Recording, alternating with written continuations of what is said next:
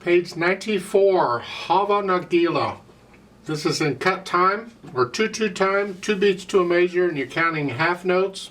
However, when I'm working on a piece that's in cut time, I put it in 4/4 time temporarily to learn it. And then after I learn it, then I put it back in cut time.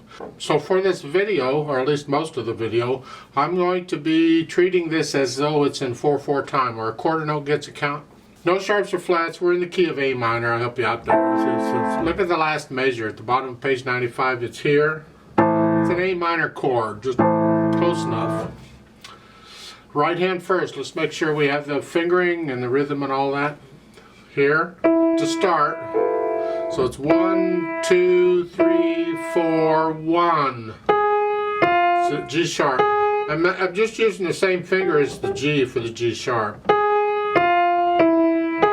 2. Yes, both of those G's are sharp because that sharp sign is good for the whole measure. Just that measure too. Then rest. Now measure 5, it's a 4 and then a 1. Rest. And then cross over, third finger, 1, 2. Now this is measure 7. 1 and 2 and 3. See, we're using these notes. It's the A harmonic minor scale because the A minor is here, only you just raise the 7th step. You have a G sharp instead. That's all. That's notes on the scale. That's what we're doing now. Let's go on. Measure 10. Here. 1, 2, 3. Now we have triplets. So it's 1, 2, 3, 4 and 4 and or triplet, whichever. You just got to get all 3 of those notes in on the 4th beat. 1, 2, 3, 4, and it's G natural. Or I can go 1 and 2 and 3 and 4 and 1. Or 1, 2, 3, triplet. 1, 3, 4. Third finger then. Again a triplet. 1, 2, 3, 4, and 1. There's a dotted rhythm there on measure 14. 1, 2, 3, and 4, and 1. 1, 2, 3, 4. Let's go on down the last line. Measure 18, you're here, and then going on, you have an A minor chord. It just happens to be in first inversion. We've had all this before, and the whole notes, and then some more of these, and then top of page 23, just lift up and move. It's 3, 2, 1. 1 and 2. 1 and, there's a lot of numbers here, isn't it? 1 and 2 and 3 and 4 and 1. Again 3. I like using different fingers on repeated notes. I like this. And this is a common pattern, fingering pattern.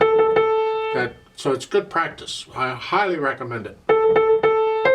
Measure 27. 1. Okay, then jump down to measure 31. Here, now they're showing here. What? No. You've been doing this.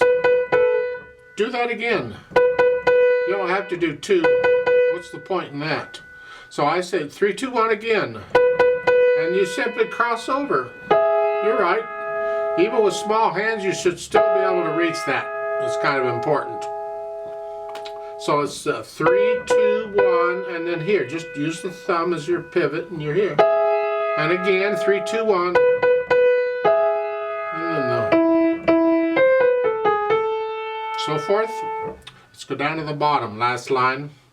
The first ending, there's measure 41 is 1, 2, not a problem. And then the second ending, you're up here, A, F, and then it's just come down a little bit. The thumb has to go down, the second finger's right there.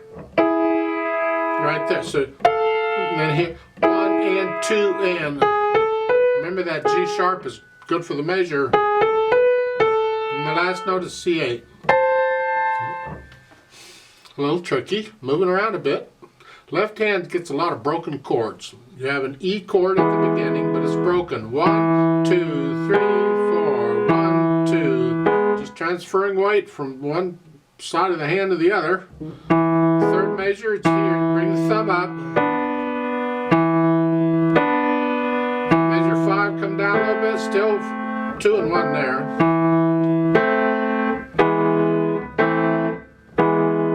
Then measure 10, you have a 2-beat rest there right before you come down. 1, 2, 3, 4, 1, 2, 3. You come down 1 key. Oh boy. Measure 14, just lift up and move. D minor, it's a broken chord. Just lift up. So forth. For the most part, that's what the left hand is doing. Let's go over to the bottom of page 95. Last line. You're here. The first ending is here. You've had that. And then for the second ending, you're here. And then they want you here. It's an E and a D. And then a 2-1 for the AC. And then lift up and come down. So it's 1 and 2 and 3 and 4. Here. We'll put the hands together. And again, I'm playing everything connected as best I can. That's a rest in the right hand.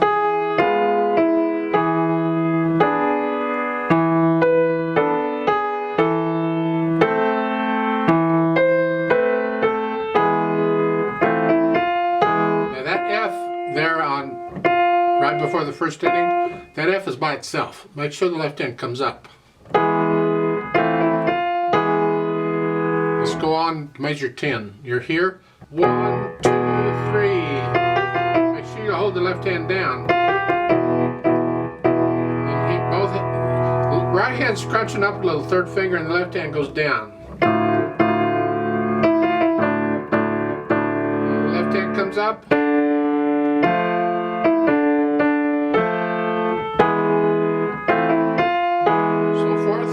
Go down to the last 2 measures on page 94. You're here. The left hand, rather than here, you've extended out to this position. So you're 2 here.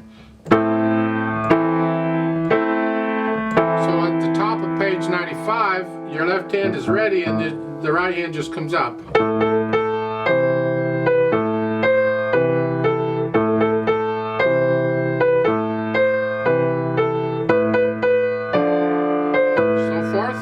Go down the line to measure 31. It's here. 1 and 2 and 3 and 4 and.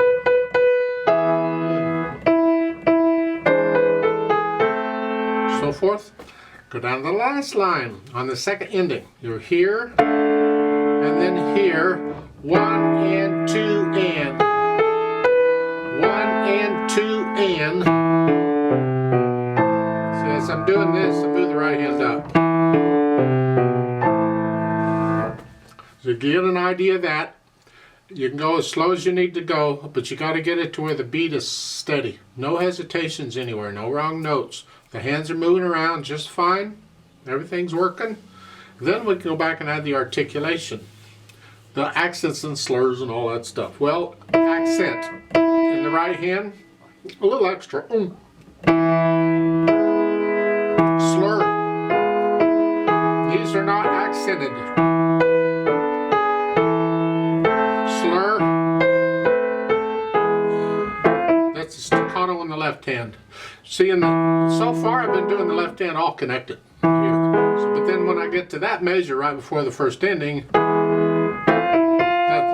don't accent it because you're coming off. You tend to want to play it louder. Don't just. Now let's go down to measure 10. Both hands are staccato and an accent. No. And the right hand has an accent on that, the left hand doesn't. So, no. But not the left hand, there's no accent there. And lift up. Accents, these are just nice light wrist accent. There's no accent there, I don't know why not.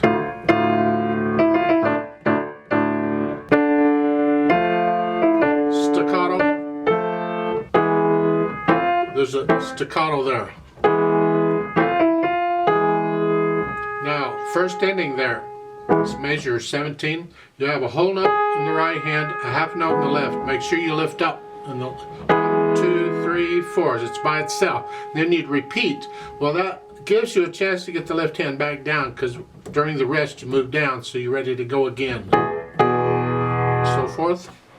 In the measure 18, it's the same thing. You have a half note in the left hand and a whole note in the right. During the rest, you get your right hand or left hand down, and the right hand is close to where it needs to be. It needs to be here. Just moving, so it's here.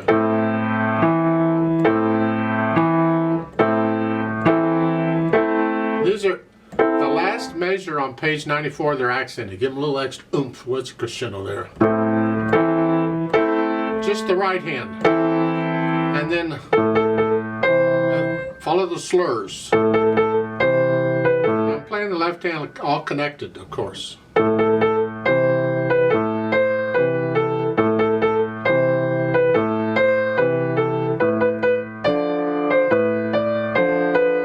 And you'll see on each of these dotted quarter notes, there's a tenuto line. Hang on to that. Don't cut it at least. You can just linger on it just a hair. So just linger on that.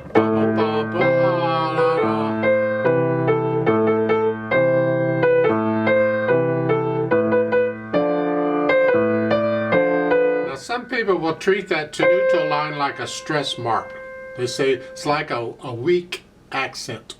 Well, it used to be an accent sign a long time ago, and that kind of went away.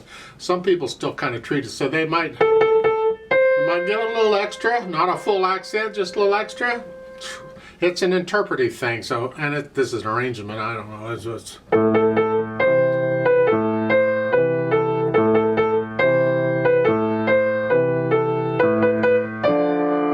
Then go down to measure 31. Here, you have accents on the half note.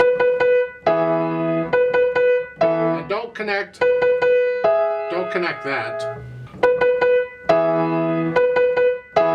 Staccato, slurs. So, to beat rest, both hands, and then we go on.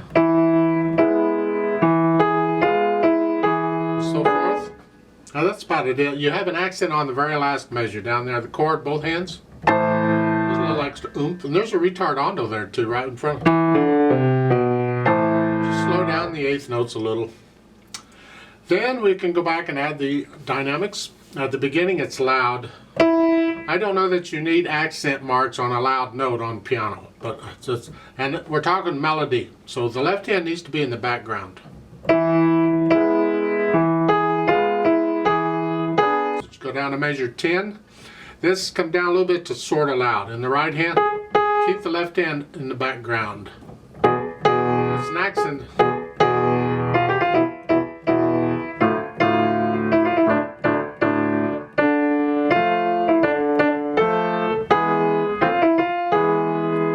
Bottom of the page. This is sort of loud all across here, starting at measure 19, the whole notes here. Loud, sort of loud, and then you're going to crescendo. Don't get loud to that last note. There. So, and then all of a sudden, at the top of the page, 95, you come way down to sort of soft. All of a sudden, it's a subito soft. So it's a. So you're going from here. So to start again with the whole notes, going on, sort of loud, loud. The left hand has to be very soft. For the next line, come up to moderately loud. Keep the left hand soft and crescendo. Makes that half note very loud because of the accent. Because you're loud here, those are loud. They're very loud. I don't know why they put the F on the half note. Because you've been crescendoing all up, or maybe they want you to continue. No, I disagree. I think you should be loud on the eighth notes. That's loud, and then this is very loud. And then measure 35. MF-F, you don't need the on repeat. That's not part of it. MF means the first time you play it moderately loud. This is the melody. Left hand is soft. And when you repeat, then you play it loud. And again, keep the left hand out of the way. And you're going to end it loud. Except that last note, well, the second ending, you have an accent here on the first beat. It makes that one very loud. All of that's loud, very loud. Sort of the dynamics. You got to get to know the piece well enough that you can get into it, and then you'll start feeling these dynamics a little better. And once we have that, then we think about the speed. Well, now we got to put it back and cut time. I want to feel it in 2. 1, 2, 1, 2. So, and the speed wise, it says with energy. That's not a speed, that's a style. But again, that implies a speed. And you can find recordings of this, and there's no right answer on the speed. It's what do you think is.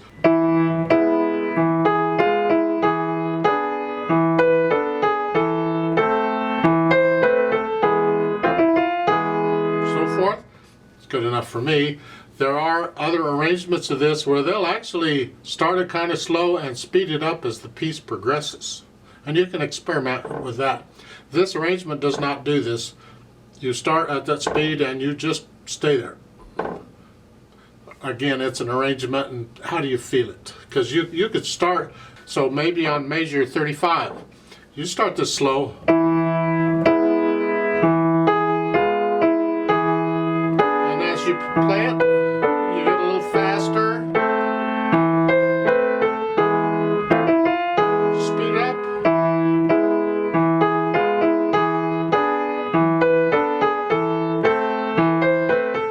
And so forth, just.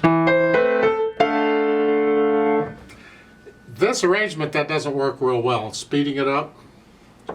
So I don't know about that. So I suggest you just keep it the same speed throughout. What some will do is from measure 35 to the first ending on the next line, they'll just keep repeating this over and over and over, and they'll gradually keep getting faster each time they do it.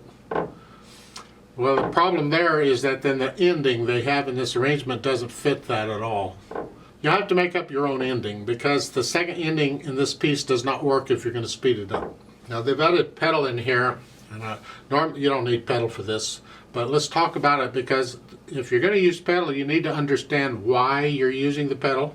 You know, what is it doing? And you learn it, of course, without pedal, so you can hear everything. Make sure the hands are doing what they're supposed to do. It would be measure 9 is where they start it. They put it on here. Here, push the pedal down after you play the notes. And see, now you're going to lose the rest in the left hand, because you got to hear, pedal's going to keep going, and then you lift it up as you play the staccato note. I prefer not to use pedal in that. I'd like to hear the left hand goes here. Doesn't matter. If you want to use pedal on that one measure, go ahead, but I see no reason for it. Last line on page 94, on here they're using pedal. And it's all one harmony, it's all one chord, so that they don't change it, they just leave it down.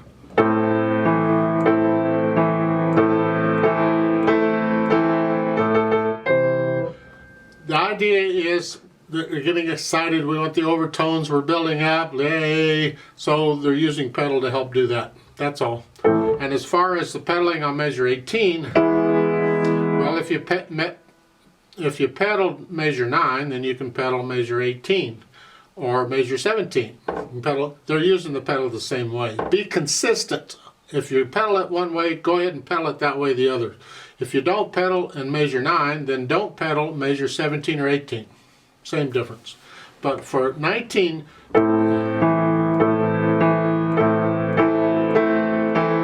as you play the notes on measure 23, immediately lift the pedal up as you play them, because this is soft. So again,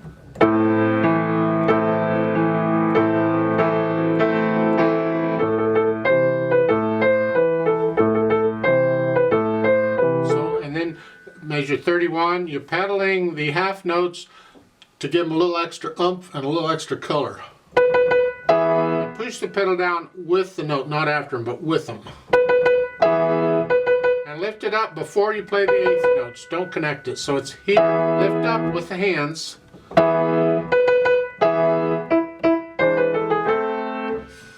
And then at the bottom, last ending, if you want to pedal that, go ahead and push it down with the notes. And lift it up as you play the notes in the next measure.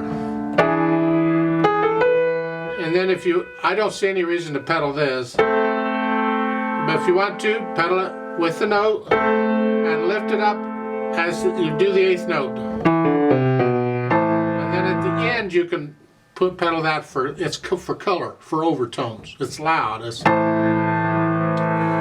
different ways of using the pedal. These are suggestions. Experiment and see what sounds you like, but don't pedal any of this other stuff.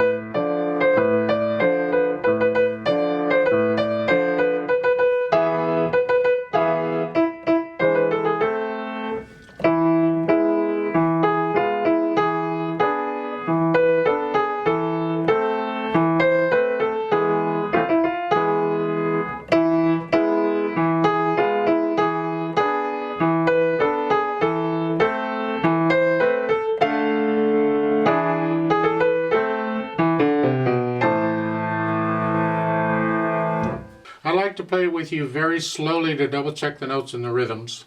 I'm going to put it back in 4/4. We're going to beat 8 quarter notes again.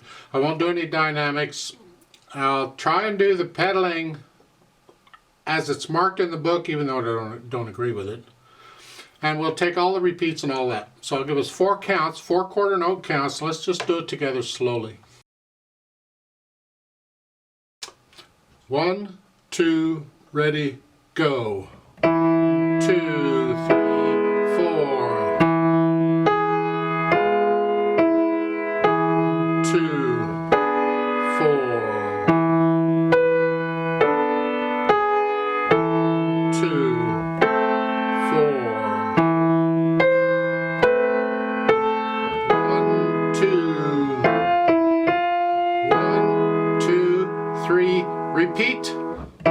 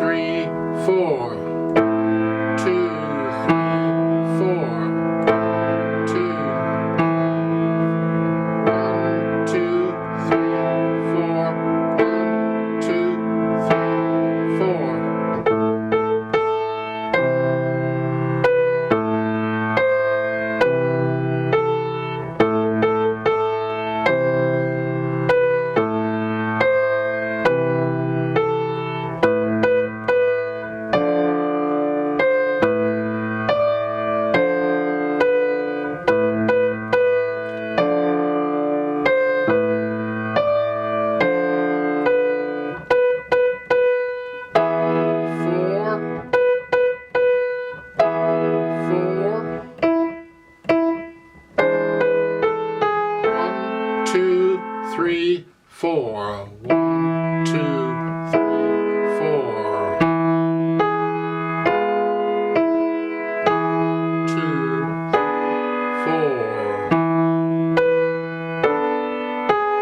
1, 2, 3, 4. 1, 2. 1, 2, 3. Repeat. 2, 4. 1, 2, 3, 4. 1, 2, 3, 4. Second ending.